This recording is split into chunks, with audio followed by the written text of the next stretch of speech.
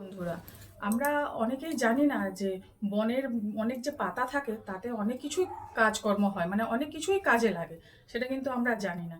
চলো আজকে আমি একটা দেখাবো বনের পাতা দিয়ে, বন পাতা দিয়ে কি জিনিস তৈরি হতে পারে। ঠিক আছে, চলো আমি এবার দেখাচ্ছি, আমার সঙ্গে চলো। এই পাতাকে বনলতা বলে, বনলতা বলে। আর আগাছা বনের মধ্যে থাকে আর এগুলো কিন্তু একটু উপকার আছে। এই এই পাতা হাত কেটে গেলে কিন্তু, হাতেও কেটে গেলে হাতে রক্তে লাগালে রক্তটা থেমে যায়।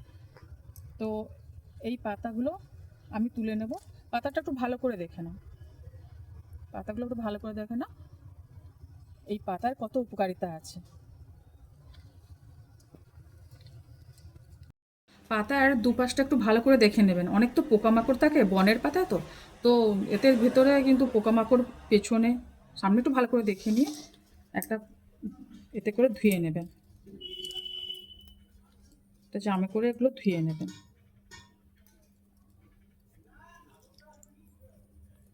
পাতাটা ভালো করে ধোয়া হয়ে গেছে, এবার আমি মিক্সি করব। মিক্সিতেও বাটতে পারো বা শিলেও বাটিয়ে নিতে পারো, সেটা যে যেরকম চয়েস। আমি মিক্সিয়ে বাটবো, আমি মিক্সিয়ে বেটে নেব। 1 চামচ বেসন নিয়ে নিয়েছি, হাফ চামচ হলদি নিয়েছি, জেল নিয়েছি, হাফ চামচ জেল নিয়েছি, হাফ চামচ চামচ আমি মধু নিচ্ছি,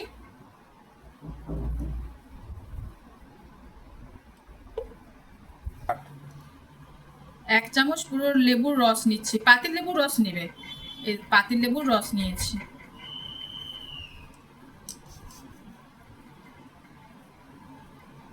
আমি সব কিছু দিয়েছি, দিয়ে এটা একটু মিশ্রণ করে নেব।